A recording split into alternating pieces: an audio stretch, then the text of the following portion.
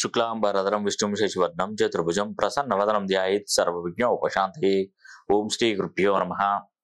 నమస్తే అండి, నేను మీ రామకృష్ణ నిహాన్, ఆస్ట్రో న్యూమరాల్స్ని. అందరూ ఎలా ఉన్నారు? నేను చెప్తున్నటువంటి రాసుల పట్టుదలను చూస్తే పరమశివుడే ఆశ్చర్యపోక తప్పదు. కొందరి పట్టుదల ఉంటుందండి. ఆ పట్టుదల ఎలా ఉంటుందంటే అది పూర్తయ్యేదానికి అది వదిలిపెట్టరండి. ఒక పిల్లోడు నా దగ్గరికి కరెక్షన్ నిమిత్తం, నేను హిమాయత్ నగర్లో ఉన్నప్పుడు నా దగ్గరకు వచ్చాడు. ఒక బీటెక్ విద్యార్థి. తను ఏంటంటే నా దగ్గరకు వచ్చినప్పుడు అతను చెప్తున్నటువంటి విషయం ఏంటంటే, నేను నా కుటుంబంలో మా తల్లిదండ్రులకు కానీ నాకు కానీ మాకు ఎవరు కూడా విలువ ఇవ్వట్లేదు. మేము ఎక్కడికి ఏ ఫంక్షన్లకు వెళ్ళినా ఎక్కడికి వెళ్ళినా కూడా అసలు మేము మనిషి అన్న గౌరవం, మనిషి అన్న విలువ కూడా మాకెవరు ఇవ్వట్లేదు. అసలు మేము ఇట్లా వస్తుంటే వాళ్ళు అలా సైడ్ అయిపోతున్నారు. మాతో మాట్లాడితే మేము ఎక్కడ వాళ్ళను ఏదో అడుగుతున్నామనే ఉద్దేశంతోనే అసలు మాకు, మా తల్లిదండ్రులకి మాకు విలువ లేకుండా పోతుంది. అయినా నా తల్లిదండ్రులు నన్ను కష్టపడి చదివించారు. కానీ నేను ఎంతో కష్టపడి పనిచేస్తున్నాను, కానీ నాకు డెవలప్మెంట్ అనేది లేదు.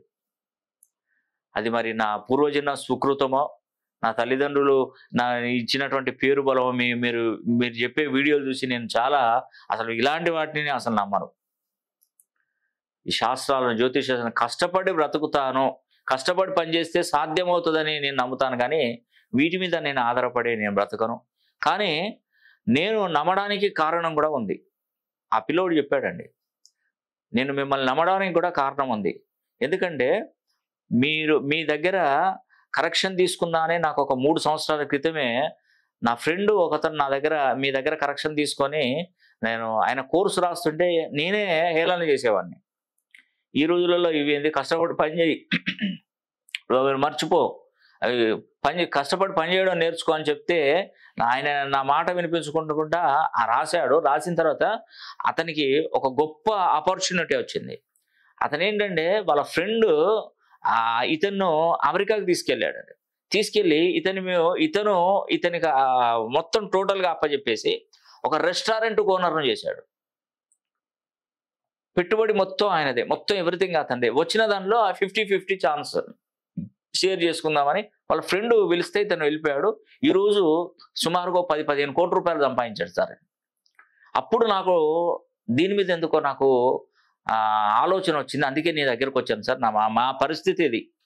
నాకెక్కడ ఏ గౌరవం లేదు, ఏది లేదు, అసలు ఏ మాత్రం మమ్మల్ని ఎవరు పట్టించుకోవట్లేదు అని చెప్పాడు అబ్బాయి. నేను తన జాతకాన్ని మొత్తం చూశానండి. చూస్తే నీకు బిఫోర్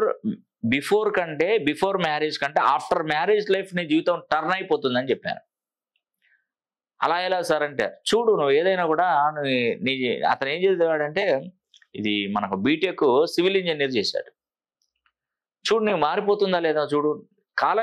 కాలమే సమాధానం చెప్తుంది. నిన్ను ఎవరైతే చీకొట్టారో, నిన్ను అసహించుకుంటారో, నీ కుటుంబాన్ని అసలు విలువ లేకుండా చేశారో వాళ్ళు నీకు చేతులెట్టి సెల్యూట్ కొట్టే రోజులు వస్తాయి, నువ్వు చూసుకో అని చెప్పాను. నేను చెప్పిన తర్వాత 4 సంవత్సరాలకు మళ్ళీ కలిశాడు నన్ను. అతను జరిగినటువంటి విషయం ఏంటంటే, నేను చెప్పినట్టుగానే అతనికి మ్యారేజ్ అయింది. మ్యారేజ్ అయితే వాళ్ళ అత్తగారు, వాళ్ళ పిల్లనిచ్చినటువంటి అత్తగారు వాళ్ళకి హైదరాబాదులో ఒక 150 గజాల స్థలాన్ని ఆ పిల్లోడి పేరు మీద రాశారు. అంటే వాళ్ళ అమ్మాయి పేరు మీద రాశారు. అతను ఏం చేశాడంటే, ఆ 150 గజాల స్థలంలో ఇతనికి ఉన్నటువంటి టెక్నాలజీని ఉపయోగించి, సివిల్ ఇంజనీర్ కాబట్టి ఒక అద్భుతమైనటువంటి ఇల్లును కట్టాడండి. లోన్ ప్రాసెస్ చేసుకుని ఒక ఇల్లు కట్టాడు. ఇల్లు కట్టిన తర్వాత కొద్ది రోజులకు మార్కెట్లో పెడితే దాన్ని డబుల్ అమ్మేశాడండి. మార్కెట్లో పెట్టగానే కొనేశారు. ఆ వచ్చిన అమౌంట్తోని మళ్ళీ ఇంకొక స్థలం కొనుక్కొని మళ్ళీ ఇల్లు కట్టేశాడు. మళ్ళీ అది డబుల్ రేట్లో అమ్మేశాడండి. కరెక్ట్గా 4 సంవత్సరాల తర్వాత అతను నా దగ్గరకు వచ్చాడండి. వచ్చి, మీరు చెప్పింది అక్షరాల నిజం, ఇప్పటికే నేను ఒక 30 లక్షలు సంపాదించాను సార్ అన్నాడు. చాలా సంతోషమే. 30 లక్షలు అయినా ఇంకెక్కువ సంపాదించాను. లేదు సార్, ఇప్పుడు నా అసెట్స్ అనేది ఉన్నాయి, నా చేతిలో 30 లక్షలు ఉన్నాయి. అది ఒక 14 సంవత్సరాల క్రితం విషయం చెప్తున్నాను. ఈ రోజు చూస్తే పెద్ద పెద్ద బిల్డరు, పెద్ద పెద్ద వెంచర్లు చేసి విల్లాస్ కట్టేంత రేంజ్కి ఎదిగాడు అబ్బాయి. ఇప్పుడు అతనికి నాకు తెలిసి ఒక 1000 కోట్లు ఉంటాయి కావచ్చండి తన దగ్గర, సుమారుగా 1000 కోట్లు ఉంటాయి. నాకు అసలు ఒక విధంగా చెప్పాలంటే నాకే కొంచెం ఈర్ష్య కలిగిందండి అతని పేరు మీద, అతను చూస్తే ఇంత రేంజ్కి ఎదిగిపోయాడా, ఇంత రేంజ్కి అనే ఒక ఫీలింగ్ నాకే వచ్చేసింది. ఇక మిగతా వారికి రాదా? అంటే కష్టపడే తత్వం అనేది కూడా ఉండాలి కంపల్సరీ. మన పేరులో కూడా మంచి సంఖ్యాబలం ఉండాలి. అలా ఉంటేనే మనం ఏ పని చేసినా సక్సెస్ అవుతాం తప్పకుండా.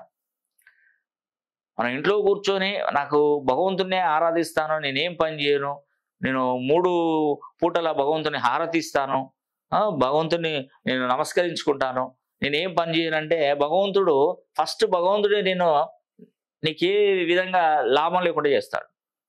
ఇలాంటి వాళ్ళను ప్రోత్సహించడండి భగవంతుడు. కష్టపడి పని చేసుకుంటూ భగవంతుని ఆరాధించినటువంటి వారిని పైకి తీసుకెళ్ళి మంచి పొజిషన్లో ఉంచుతారు. అంతేగాని మనం కష్టపడకుండా ఏది రాదండి, గుర్తుపెట్టుకోండి. అమ్మ అన్నం వేసి పల్లెంలో వేసి ఇస్తుంది కానీ కలిపి తినిపియదండి ఒక ఏజ్ వచ్చేవారికి. అంతే కదా, అది మనం కలుపుకొని తినాలి. భగవంతుడు కూడా అంతేనండి. ఇది ఉంది అని చూపెడతాడు, దాన్ని మనం సమర్థవంతంగా పూర్తి చేసుకోవాల్సిందే, దాన్ని కష్టపడి దాన్ని సాధించవలసిందే. మహాకవి శ్రీశ్రీ గారు ఒక మాట అన్నారు, ఏది తనంతట తానే నీ ధరికి రాదు, శోధించి సాధించాలని మహాకవి శ్రీశ్రీ గారు చెప్పారు. అవునండి, కరెక్టే కదా. ఇది నీకు కావాల్సిన వస్తువు అక్కడ ఉంది, నువ్వు అక్కడికి వెళ్ళు. ఆ వస్తువు నీ దగ్గరకు వసుకోవడం మూర్ఖత్వం. నీకు కావాల్సిన వస్తువు దగ్గరికి నువ్వు వెళ్ళాలి. ఏది తనంతట తానే నీ ధరికి రాదు. ఏది కూడా మనం తినే ఆహార వస్తువు కానీ, సైకిల్ కానీ, ఫ్యాన్ కానీ, ఏదైనా కానివ్వండి, సెల్ ఫోనే కానివ్వండి, మనం వెళ్ళి తీసుకుంటేనే వస్తుంది మన దగ్గరికి. అట్లా నేను అనేది ఏంటంటే, నేను చెప్తున్నటువంటి రాశుల పట్టుదలను చూస్తే ఆ పరమశివుడే ఆశ్చర్యపోక తప్పదు అంటారు. నిజంగానండి. అది ఏ రాశులకు అదృష్టం అంటే, కన్యా రాశిలో పుట్టిన, మేషరాశిలో పుట్టిన, వృషభ రాశిలో పుట్టిన, కర్కాటక రాశిలో జన్మించిన వారు, ఈ 4 రాశులలో పుట్టినవారు అదృష్టమే అదృష్టం అండి. ఈ రాశులలో పుట్టినటువంటి వారు చాలా అదృష్టవంతులండి. మీరు వీలైతే ఒక్కసారి 270 డిగ్రీస్ నుండి 360 డిగ్రీ కోణంలో మీ పేరును సరి చేసుకొని చూడండి. తప్పకుండా మీకు మంచి మేలు జరుగుతుందని కూడా నేను ఈ వీడియో ద్వారా తెలియజేస్తున్నాను. ఈ వీడియో కనుక మీకు నచ్చినట్లయితే లైక్ చేయండి, షేర్ చేయండి, అదేవిధంగా కామెంట్ చేయండి. సర్వే జనా సుఖినో భవంతు.